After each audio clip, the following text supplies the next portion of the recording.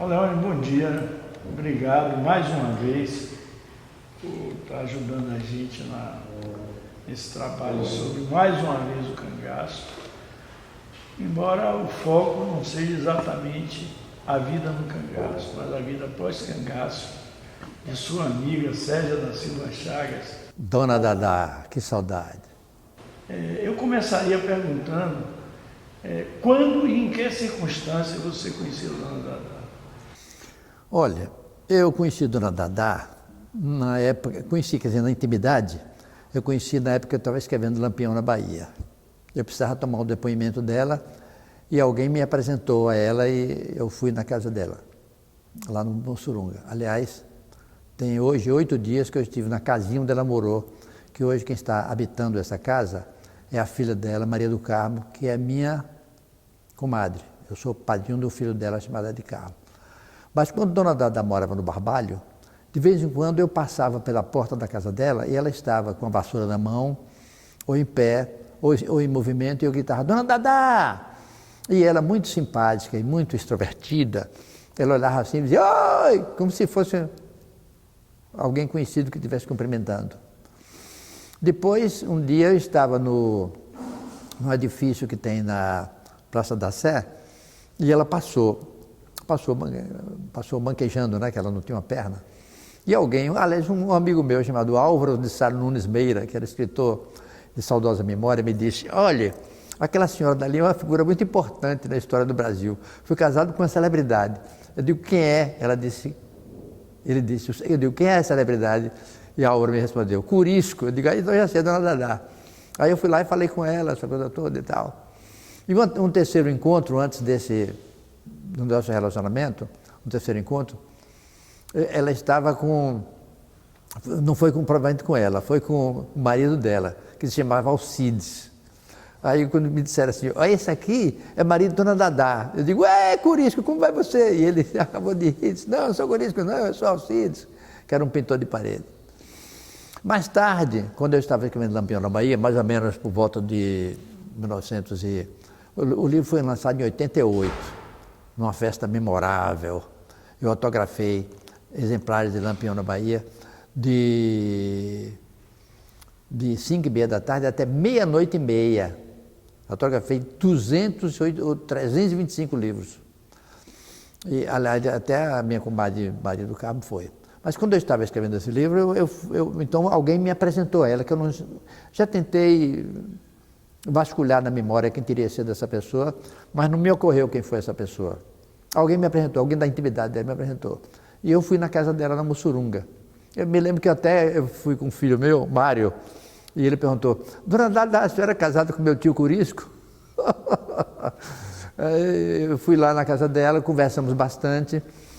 Ela era muito simpática, muito extrovertida, gostava muito de uma conversa, tinha uma memória fantástica, morava lá na Mussurunga, nessa casa onde eu estive uma semana atrás.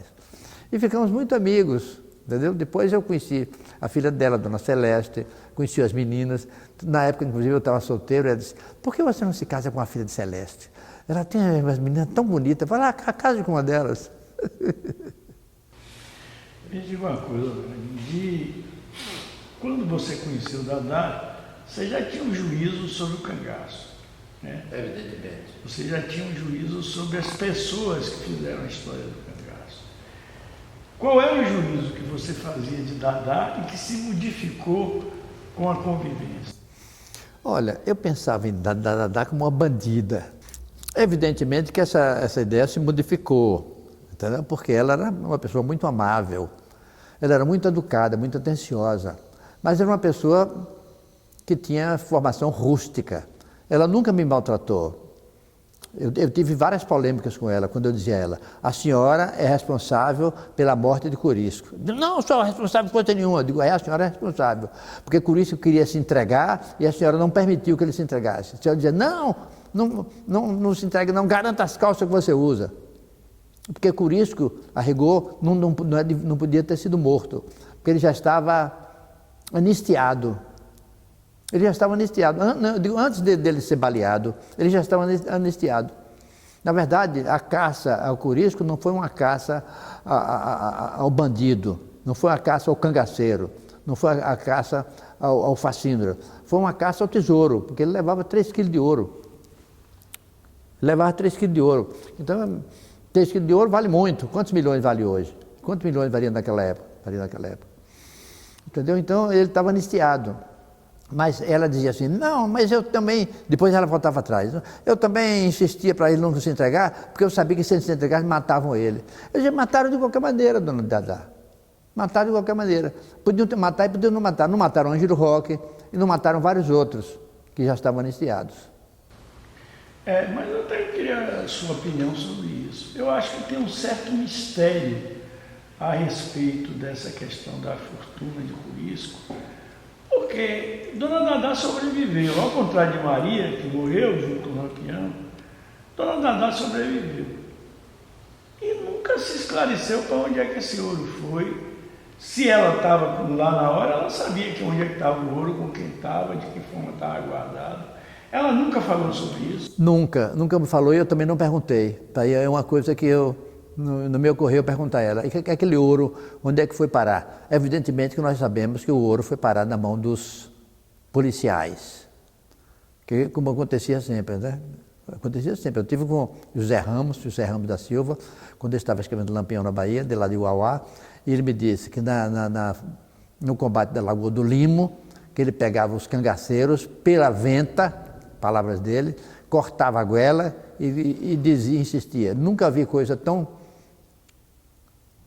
grande na minha vida como goela de gente. E a primeira coisa que faziam, logo em seguida, depois se matava, era correr para os embornais. Tinha disputa, inclusive ele contou uma coisa interessante. Ele contou que um colega dele, né, um soldado da Volante, com que ele fazia parte, estava saqueando um cangaceiro. Ele saqueava e botava o ouro no chão, o ouro, as alianças, os anéis, o dinheiro. E ele ia pegando e catando, pegando as sobras. Entendeu? Então isso realmente um assunto que eu não perguntei à dona Dadá. Mas sabe-se perfeitamente que aquele dinheiro foi para Zé Rufino, que evidentemente dividiu com as pessoas que caçavam Corisco. Mas apesar dele ter sido anistiado, mas a morte dele não se tratou disso na época, porque afinal de contas era um bandido, era caçado para matar, e a polícia matava e ficava por isso mesmo. Não é como hoje, que a polícia mata e depois tem um inquérito e tal, tem pelo menos uma procura, não é? Tem pelo menos uma investigação, uma tomada de depoimento para saber por que matou. Agora, naquela época não, sabia, cangaceiro era para ser morto. E quem matou usufruía da riqueza que eles carregavam dentro dos embornais. Quando você conheceu Dadá, ela vivia uma vida muito modesta, né? Ela era uma pessoa modesta. Lá na casinha que ela morava lá no Barbalho, que fica ali entre o Barbalho e Santo Antônio, numa ladeirazinha, entendeu? Numa ladeirazinha, eu tenho essa casa na cabeça. Era uma casinha até razoável. Depois ela saiu dali e foi morar no Mussurunga. Conseguiu comprar uma casa, porque ela era bem relacionada com políticos, com advogados, com juízes, com desembargadores. Ela se relacionava bem com essa gente, porque essa gente tinha curiosidade de saber da vida dela, e ela contava episódios da vida dela. Acho inclusive que esses episódios ela delirava um pouco, sabe? Talvez ela, inteligente como era, provavelmente era também imaginosa. Provavelmente, não tenho muita certeza, mas inteligente como era, provavelmente ela tinha uma imaginação muito fértil. Então ela contava esse horror de história para deputados, para vereadores, para gente com que se relacionava com ela, porque ela era motivo de curiosidade, né? Afinal de contas, não era uma pessoa qualquer, era dona Dadá, ela foi mulher de Corisco. Corisco é uma figura importante dentro do cangaço, sobretudo porque foi um homem dotado de grande perversidade, entendeu? E então ela conseguiu essa casinha na Mussurunga. Essa casinha está lá até hoje. No número 2, eu estive lá com José Bezerra, o grande pesquisador de Canudos. José Bezerra escreveu um livro fantástico, Lampião, a Raposa das Caatingas. Eu estive lá com ele já conhecia, estive lá com Maria do Carmo e com a filha dela, Janaína. Isso me parece, isso é muito curioso, né? Porque o senso comum entre historiadores, pesquisadores, etc., é de que mesmo aqueles que têm uma leitura mais sociológica, mais antropológica, sobre o cangaço, mesmo naqueles reconhecem que havia em Lampião e em Curisco uma violência latente muito grande, né? Mas Dadá, por exemplo, isso Franklin Machado até me reforça muito, nunca admitiu isso de maneira explícita. Ela sempre defendia com unhas e dentes Curisco e Lampião. Como é que se vê isso? Bom, a defesa de Lampião, evidentemente que ela o fazia porque ela era comadre de Lampião. Ela era comadre, defendia. Não só ela defendia, como muita gente defende. Vera defende. Dona Expedita defende. Dona Expedita que é filha e Vera que é neta, defende. Entendeu? E Lampião, na sua convivência assim, talvez fosse até uma pessoa cordial e digna de ser defendida mesmo. Se nós tivéssemos sido, que Deus nos livre e guarde, cangaceiros, é provável que a gente estivesse fazendo até hoje a defesa de Lampião. Agora, a defesa de Curisco era indefensável. Porque o que ele fez na Fazenda Patos com a família Domingos Ventura foi um negócio hediondo. Matou a família toda, que não matou todos, porque Dona Dadá insistiu, pediu clemência para com as filhas, para com duas filhas, mas o que ele fez lá foi um negócio inominável. Foi um crime hediondo, um crime realmente que não se pode tolerar. Mas não só esse, ele fez vários outros, entendeu? Vários outros crimes ele cometeu, mas ela defendia. Afinal de contas, estava defendendo o marido. Ele era marido, ele convivia com ela amava Curisco. Ela foi roubada por Curisco. Ela foi levada, foi furtada. Aliás, foi furtada não. Ela foi roubada mesmo, porque foi acompanhada de gesto violento. Mas depois eles viveram bem. Curisco e eram casados legalmente. Você sabe disso, né, Manuel Neto? Eles eram casados legalmente. E ela gostava dele, ela amava Curisco. Tanto que ela sofria. Quando Curisco morreu, ele foi enterrado lá numa cidade aí do interior da Bahia, não sei exatamente qual foi, mas foi Miguel Calmon, né? Parece que foi enterrado em Miguel Calmon. Posteriormente ela foi lá, pegou a ossada e botou essa ossada num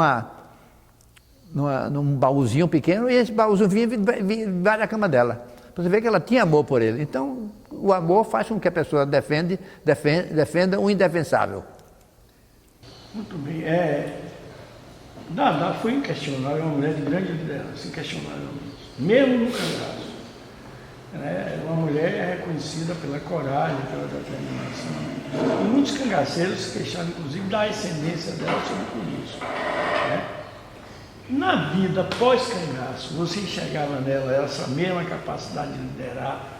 Podíamos até dizer que Dadá era uma matriarca?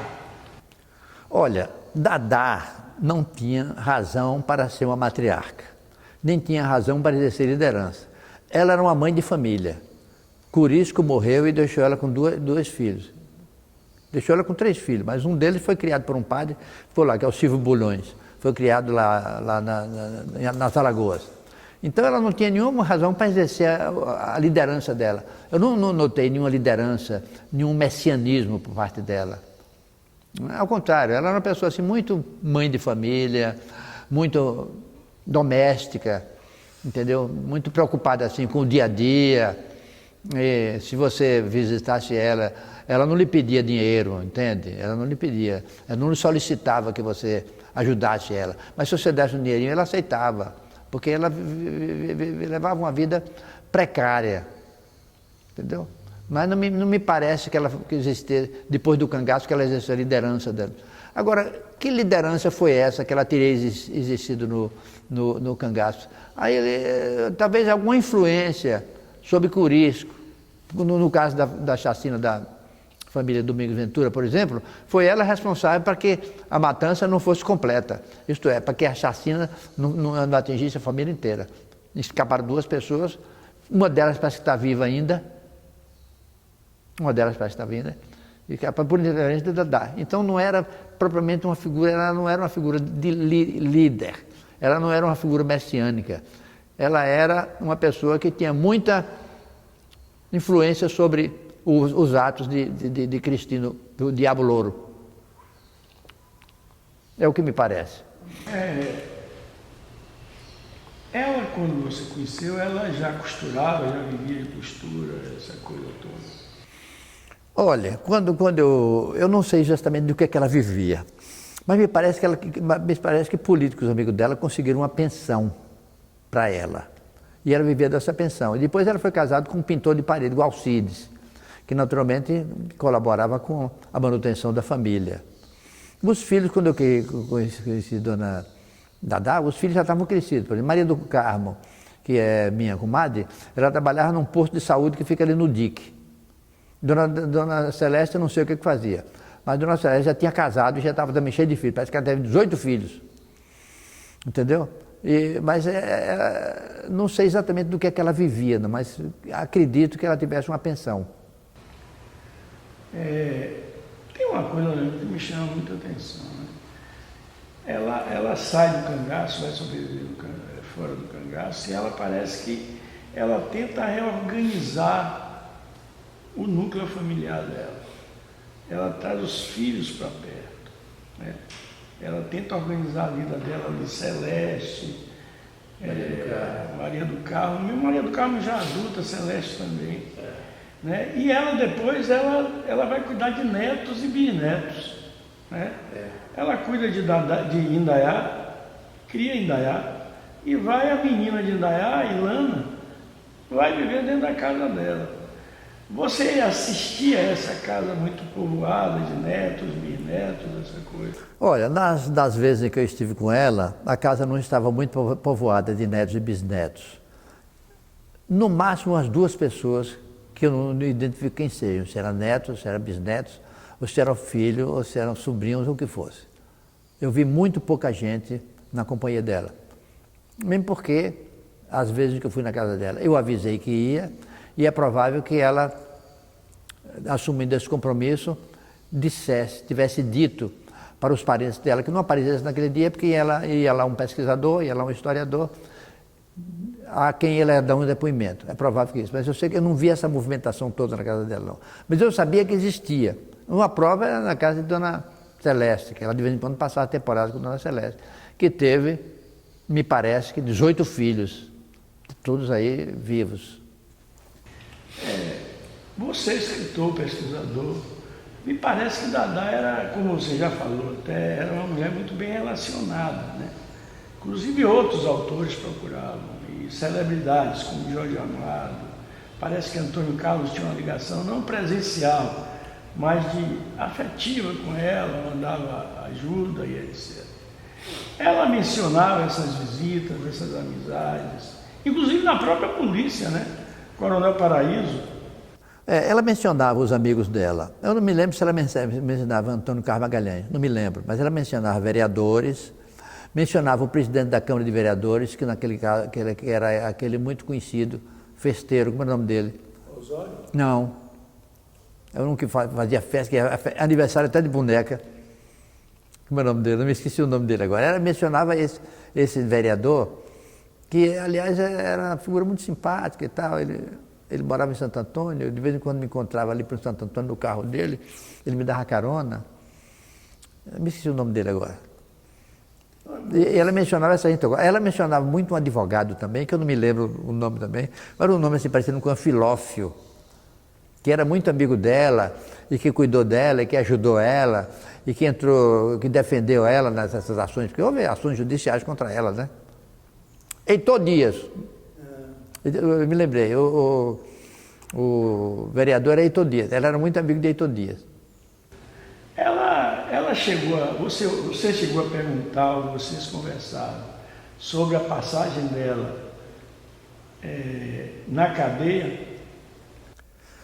Não me lembro de ter feito pergunta nesse sentido. Agora, me parece que ela ficou muito pouco tempo na cadeia, não foi? Foi. Ela ficou quanto tempo mesmo? Eu acho que ela não ficou nem 1 ano na cadeia. Que apareceram logo os advogados e foram lá e tiraram. Quem impetrou um habeas corpus em favor dela foi Cosme Farias. Cosme Farias. Cláudio Farias. Ela não mencionava Cosme? Não, não mencionava Cláudio Farias. Pelo menos eu não me lembro. Pode ser até que ela tenha mencionado e a memória sepultou. É provável que ela tenha mencionado Cláudio Farias. Cláudio Farias, inclusive, era uma pessoa com quem eu tinha um bom relacionamento. Entendeu? De vez em quando, quando eu escrevia a Crônica da Tarde, ele sempre me mandava um quadrinho. Uma delas mandou assim: Ó Leone Coelho Fontes, boa praça já se vê. Reforce também no duro a campanha do ABC. Quer dizer, era o cara que se batia sempre assim contra o analfabetismo, né? Mas eu não me lembro dela ter falado, mas é provável que ela tenha falado de Cláudio Farias. E a passagem dela no Santa Isabel, as operações sucessivas, essa coisa também? Também não me lembro de termos tratado desse assunto. É provável que tivesse tratado, mas não me lembro. Também não me lembro.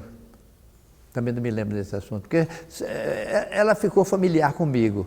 Então, eu chegava na casa dela para entrevistar e a gente começava a conversar. Então, conversava sobre vários assuntos, assim, da atualidade, da política, da economia. Ela se interessava pela política? Se interessava pela política, pela economia, pela coisa toda, se queixava que a situação estava difícil, que estava uma crise, que estava inflação, não sei o quê, anistia, essa coisa toda. Aquelas coisas todas que estão acontecendo. Foi justamente o período de anistia, não foi? Ela falava, e a gente ficava se dispersando. Então a gente se dispersava de tal maneira que às vezes assuntos pertinentes à vida dela, tanto no cangaço como pós-cangaço, terminavam ficando em segundo plano. E eu já, na casa dela, tinha 2 horas que eu estava na casa dela, ou 3 horas, aí eu dizia, pô, já está tarde, puxa, já está tarde, eu vou deixar para a próxima vez. A próxima vez eu venho e faço as perguntas. E essa outra vez podia acontecer ou não. Você me contou, e as meninas também ratificam isso, que vocês às vezes brigavam, né? E elas diziam, sai daqui, seu moleque e tal, mas depois... Não, isso não aconteceu. Não, nunca me botou para fora da casa dela. Nós brigávamos, mas era uma briga, era uma desinteligência inteligente, era uma inteligência superior, civilizada, digamos assim. Era uma desinteligência civilizada. Várias vezes ela se desentendia comigo justamente por isso, porque eu dizia que ela foi a responsável pela morte de Curisco. Ela ficava aborrecida com isso, mas nunca me botou para fora, nem chamou de moleque, nada disso. Ela tinha um grande respeito por mim, nem porque ela sabia que eu era, na época, eu era autoridade, né? Eu era juiz na época, juiz do classista do trabalho, e historiador, e também escritor. E sempre tratava ela bem com carinho, levava sempre um presentezinho para ela. Levei meus livros para ela, levava outros livros para ela. Então ela nunca fez isso, não. Isso aí é intriga da oposição. Me diga uma coisa, Leone. Ela era uma mulher muito vaidosa, né? Não, me pareceu tanto vaidosa, não. Inclusive, ela dizia muito que Maria Bonita era vaidosa. Dizia isso com um ar de censura.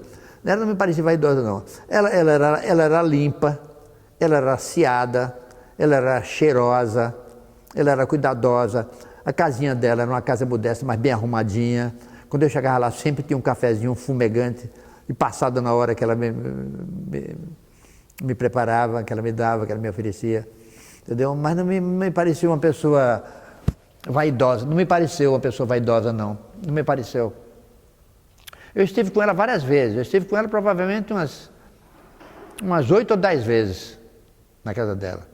Tínhamos as nossas rusgazinhas assim, mas todas elas rusgas bem civilizadas, bem superiores. Você chegava a perceber nela uma certa nostalgia da vida anterior? Sim, tinha. Tinha, ela tinha muita saudade. Uma vez eu perguntei, me responda com toda sinceridade, me responda com toda honestidade. A senhora tem ou não tem saudade do tempo do cangaço?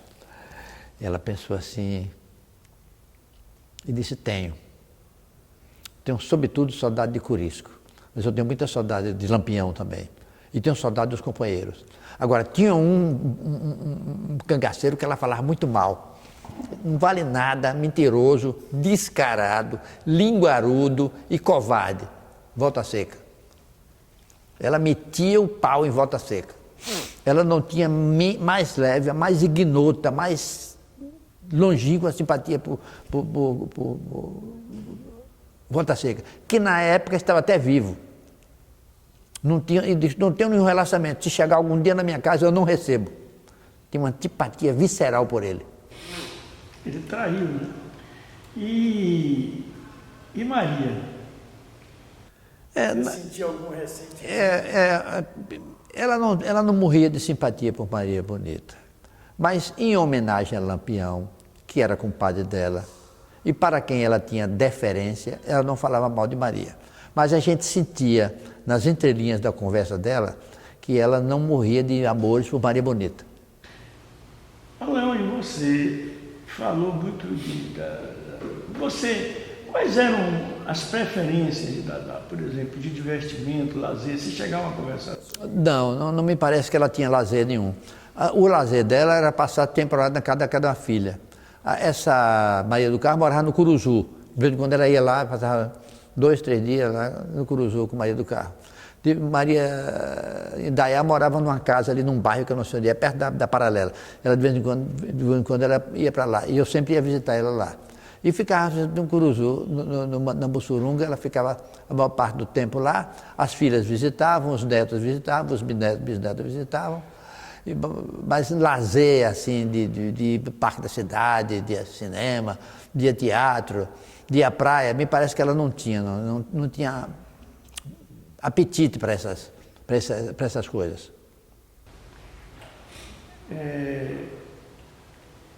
Nessa convivência de vocês, você se aproximou dela já no processo de elaboração do Lampião na Bahia.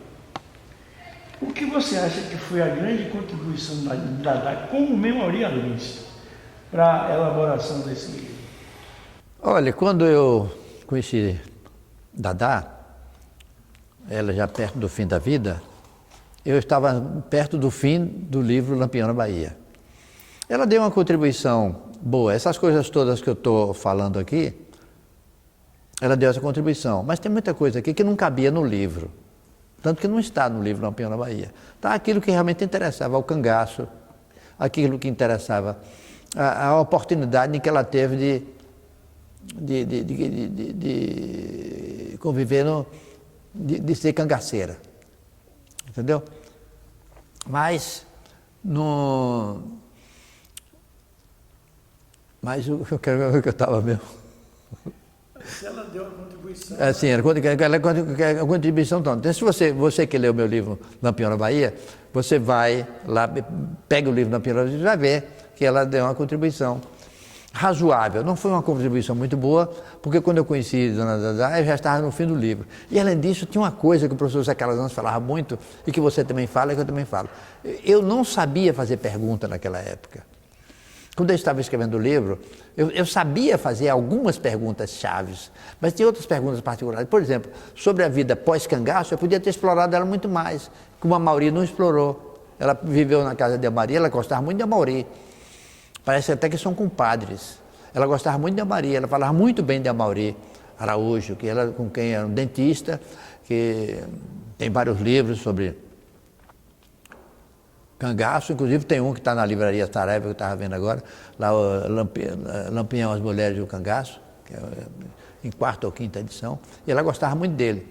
Então eu não sabia fazer perguntas, então, como hoje eu sei, que é a proporção que a vivência vai chegando, você vai aprendendo a perguntar, a indagar, a escarafunchar, a futucar as coisas, né? E na época eu não sabia muito. De maneira que a contribuição que ela deu podia ter sido melhor, foi uma contribuição boa.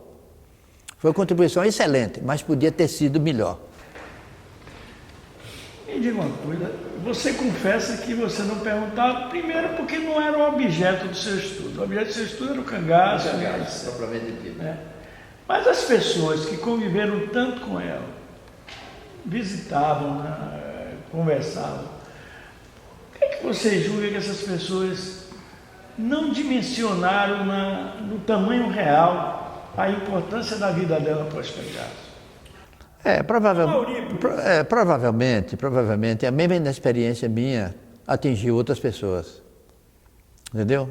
Provavelmente a mesma experiência minha, que não sabia perguntar, e que não tinha ideia, não tinha ideia formada a respeito da importância dela depois do cangaço, que ela viveu, como você estava observando agora de manhã, ela viveu 12 anos do cangaço. e viveu 50 e tantos anos fora do cangaço. Então ela tinha muita coisa para contar, e ela tinha uma memória excelente. Ela tinha uma memória prodigiosa.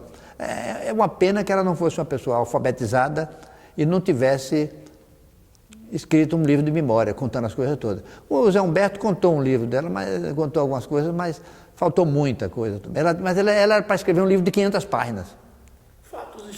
Fatos históricos memoráveis, importantíssimos, ela podia ter escrito, mas era uma pessoa ligeiramente alfabetizada. O Washington Queiroz, que me deu entrevista para o Vaqueiros Canudos, ele tem uma frase que eu acho muito legal, ele diz assim: os vaqueiros só não têm um diploma, mas são PhD em botânica. Eu acho genial essa função. E Dadá parece que tinha um grande conhecimento da flora medicinal, né? É provável que tivesse, é provável que ela tivesse, e era uma necessidade premente dos cangaceiros saber utilizar a parte medicinal das floras, porque eles não tinham medicamento de farmácia, e eles não tinham médico, nem tinham enfermeiro, nem tinham farmacêutico. Então eles precisavam utilizar o mais possível da flora. E é provável que ela soubesse muita coisa, mas também eu não fiz perguntas a ela nesse sentido. É uma pena que Dadá tinha morrido, entendeu? E não tinha se relacionado comigo e com você, entendeu, Manuel Neto? Porque nós teríamos, hoje nós teríamos N perguntas para fazer a ela. E com certeza ela ia responder todas com perícia, porque ela sabia responder as coisas. E respondia com segurança. Ela era inteligente, e era memoriosa, e gostava de falar. Entendeu? Ela gostava de falar. Você fazia uma pergunta a ela respondia. Eu me lembro que eu gravei algumas coisas, outras coisas eu respondi, anotei na ponta do lápis, mas me arrependo hoje. Enfim, nós historiadores temos esse meia-culpa, que em determinado período da sua vida, quando você está escrevendo um livro sobre determinado assunto, você não sabe perguntar. Eu não sabia perguntar. Como você também não soube, como também Zé Calazans não sabia. Isso se arrependia muito. Né? Agora me diga uma coisa, Leandro. Ela chegou a falar com você, porque tem um aspecto curioso da vida de Dadá no cangaço que vai repercutir na vida dela pós-cangaço, que é a convivência dela com os caboclos do raso. Ela chegou a conversar com você sobre isso? Os caboclos do raso da Catarina? Não. Não me falou, não me lembro de em nenhuma oportunidade ter tratado da passagem da saga do cangaço pelo raso da Catarina. Não me lembro de ter tratado desse assunto. Acho que não tratei. Está vendo você quanta coisa eu ignoro? Porque lá ela aprendeu, inclusive, a usar em larga escala a flora, né? Como um instrumento de cura e tal, etc. Você poderia dizer o seguinte, eu pergunto a você o seguinte: tem duas versões que estão sempre muito presentes quando se fala de Dadá para mim. Uma de que era uma mulher, às vezes, agressiva e mal-humorada, e outra que desconstrói isso. Não era agressiva nem era mal-humorada, pelo contrário. Gostava de piadas picantes, inclusive, de conversar sobre tudo, e muito bem-humorada. Qual é para você a versão predominante? A versão predominante, a minha visão que eu tenho de Dona Dadá era uma pessoa bem-humorada e criativa. Tanto que eu digo que é provável que nesses depoimentos tenha alguma fantasia, não muitas, mas tem alguma fantasia. Que ela tinha a preocupação de ser verdadeira, mas ela era bem-humorada e ela era educada. É lógico que ela era uma pessoa meio rústica. Se você provocasse, ela respondia à provocação, mas respondia à provocação de uma maneira civilizada. Comigo ela nunca foi mal educada, ela nunca me expulsou da casa dela. E olha que eu enfrentei ela, eu disse: a senhora é responsável pela morte de Corisco, Dona Dadá. Foi a senhora quem disse a Corisco várias vezes: não se entregue, garanta as calças que usa. Então, por isso o Corisco morreu. Por isso a morte prematura de Corisco, porque ele podia estar vivo, ainda hoje, quer dizer, na época em que eu entrevistei. Ela não se conformava com isso. Ela não se achava, sob nenhuma hipótese, responsável pela morte de Corisco. Entendeu? Ela andava armada? Que eu saiba, não. Eu nunca vi, dona Dadá, eu nunca vi uma arma de fogo na casa dela. Nem uma faca eu vi, uma peixeira na casa dela eu vi. Acho que ela não andava armada, não. Isso aí, se disserem, quem disse isso pode ter fundamento, mas eu não vi ela armada. Não me consta que tivesse arma de fogo. Agora, ela era uma pessoa, ela era masculinizada. Eu acho que se entrasse um ladrão na casa dela e ela tivesse armada, ela trocava tiro com eles. Ou se não trocasse tiro, podia trocar até tapa. Ou então podia trocar até facadas. Entendeu? Ela era desse tipo. Mas comigo ela foi educadíssima. Agora, se alguém enfrentasse ela, pode estar certo que ela partia para a briga. E ia brigar bonito, mesmo sem a perna, coitada. Ela chegou a algum momento, porque dizem também, eu estou sempre na hipótese, né, de que ela tinha uma grande resistência a Glauber. Ela chegou a verbalizar isso. Também não. Não tratamos desse assunto, não falei em Glauber. Nem me lembrei de falar, porque Glauber fez um filme, né? Fez um filme que, aliás, o cara que fez o papel do Curico, que trabalhou agora na novela Império, não é ele? Como é o nome dele? Otton Bastos. Ah, sim. Otton Bastos, que fez o papel do... Eu não sou de assistir novela não, mas terminei assistindo alguns capítulos dessa novela, outros eu pegava no sono, mas o Otton Bastos está muito bom fazendo o papel do mordomo. Tem uma coisa também muito interessante, é o seguinte, eu não sei se vocês, como vocês conversam sobre muitas coisas, e aí a conversa vai de uma ponta a outra. Foi isso que aconteceu.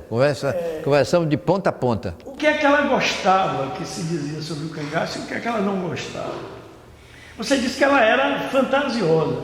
Sobre que aspectos ela era fantasiosa? Tem uma coisa que ela não gostava. E uma vez ela realmente respondeu com agressividade a uma pessoa, quando perguntou assim: no tempo que a senhora foi bandida, ela ficou retada com isso e disse: me respeite que eu nunca fui bandida. Eu fui cangaceira. Eu fui vítima de uma sociedade agressiva. Que todo mundo era agressivo naquela época. Todo mundo era violento naquela época, então eu era violento também. Mas hoje eu não sou mais. Então ela não gostava que dissesse que ela era bandida. Esse é o aspecto mais significativo do nosso relacionamento. A pessoa perguntou a ela, né? No tempo que a senhora era bandida, ela repeliu. Dona Dadá, ela nunca me falou. Eu perguntei várias vezes: a senhora chegou a matar alguém? Ela disse: não sei. Eu participei de alguns fogos. Participei de algumas escaramuças. Parece até que ela usou esse termo. Participei de algumas escaramuças e dei muito tiro. Agora, se matou, eu não sei. Agora eu atirei para matar. Aliás, teve um cara que visitou ela aqui depois, não foi? Está até no depoimento daquele rapaz de Paulo Afonso lá que diz isso. A senhora atirou, felizmente o tiro não pegou em mim, mas o tiro me feriu. Então ela disse: pois é, você deve estar muito satisfeito, porque eu atirei para matar. Ela atirava para matar mesmo. Agora, deve ter matado. Não se sabe quantos, nem quem, nem onde, nem como. Você percebia nela alguma amargura? Não. Interessante, curiosamente, não percebi dela nenhuma amargura, nenhum peso na consciência, nenhum arrependimento, nenhum drama de consciência. Não percebi nada disso dela. Ela era uma pessoa absolutamente em paz consigo própria. Podia ser até que ela escondesse, né? Porque a gente não consegue penetrar na alma de ninguém. É difícil, né? Ninguém penetra na alma de ninguém. Mas me parece que ela não tinha drama de consciência, não. É como se diz assim: eu fiz o que tinha que fazer porque as circunstâncias me forçaram. Mas as circunstâncias desapareceram e eu deixei de fazer. Então, ela era uma pessoa de bem com a vida. Como é que, não sei se você teve acesso a isso ou chegou a... Qual era a relação dela com os antigos companheiros de vida do cangaço que sobreviveram, especialmente as mulheres? Sila, Dulce, Adília, ela tinha contato, ela mencionava isso? Não. Me parece que ela não tinha contato com essa gente. Não é que ela detestasse essa gente.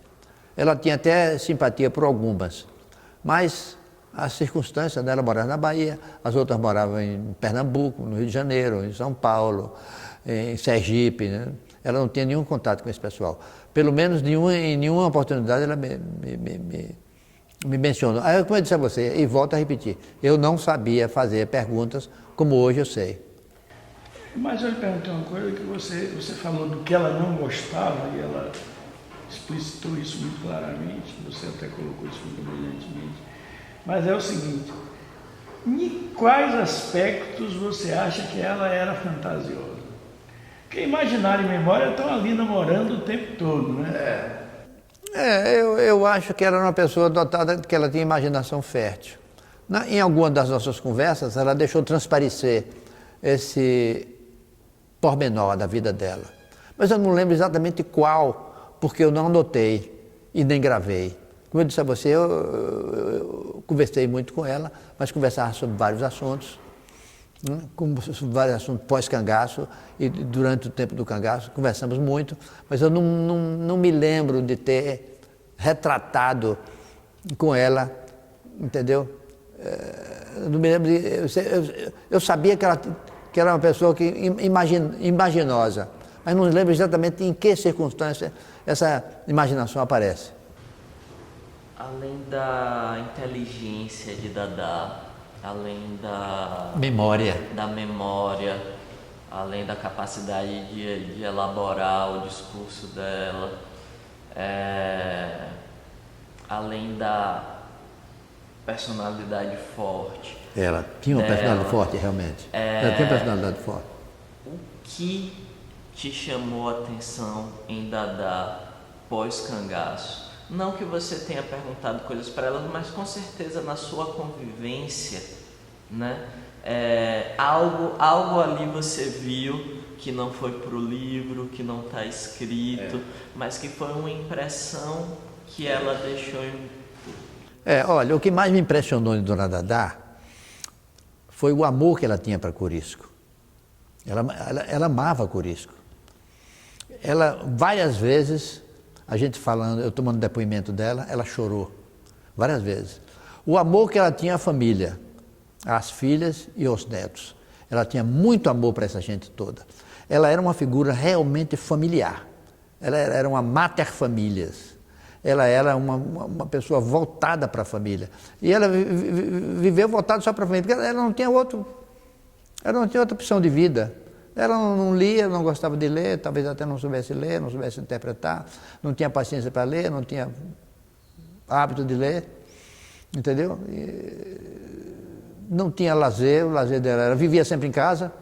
Sempre que eu ia na casa dela, fui na casa dela, muitas vezes eu avisava que ia, pelo telefone, e muitas vezes eu não avisava, e ela estava sempre em casa. Entendeu? Ela era muito doméstica. Foi isso uma das coisas que eu notei, assim, que ela era uma pessoa que passou a vida inteira correndo para um lado e para o outro, dando tiro, e com a vida ameaçada, né? E roubando, e saqueando, e furtando, e fazendo mil e uma estripulias. E de repente ela muda essas coisas assim radicalmente, e passou a levar uma vida, não diria santa, mas levou uma vida bem familiar, bem doméstica, bem, como é que eu diria, amena. Ela levava uma vida amena. Era assim, era uma figura amena. Eu gostava muito dela, tinha saudade dela. Fui ao enterro dela. Uma coisa que o Manuel, a gente conversando aí, também me saltou aos olhos, assim, é que ao mesmo tempo que existe essa imagem da mulher guerreira, né, para simplificar, Sim. A gente percebeu também que algumas figuras proeminentes da sociedade podem ter se aproveitado das informações que ela tinha, das coisas, até da imagem dela, de se aproximar, de fazer uma imagem, mas de não dar uma ajuda efetiva. Então ficou, pelo menos na minha cabeça, uma imagem um pouco contraditória de uma mulher guerreira ativa, que vai, que consegue o que quer, que impõe sua vontade, e ao mesmo tempo de uma mulher que nesse jogo dessa política acaba às vezes sendo explorada de um certo jeito? Você sentia alguma coisa? Não, eu não senti que ela estava sendo explorada, não. Ela teve um grande amigo chamado Zé Humberto, que é cineasta, né? Que conversava muito com ela, escreveu até um livro. E ela dava o depoimento assim, sem interesse. Ninguém era incapaz de dizer assim, bom, que ela podia dizer, né? Olha, o Leone, ou Zé Humberto, ou Manuel Neto, ou quem fosse, eu vou dar um depoimento para vocês. Viu? Que é para vocês, historiadores, vocês vão publicar o livro de vocês, não sei se vocês vão ganhar dinheiro ou não. Agora, eu sou uma pessoa carente, eu ganho pouco, eu tenho filhos para sustentar, então seria justo que você me pagasse por isso. Ela podia ter feito isso, e ela não fazia isso. E também ela não foi explorada, não. O Amaury teve com ela, a Amaury ajudou muito ela. Não sei se ajudava assim em espécie, não. Mas ela passou 6 meses com ele, ou mais, em São Paulo. Então não me parecia que as pessoas exploravam ela, não. Então, as pessoas que se aproximaram dela foram pessoas corretas, direitas, honestas, tomaram depoimento e foram...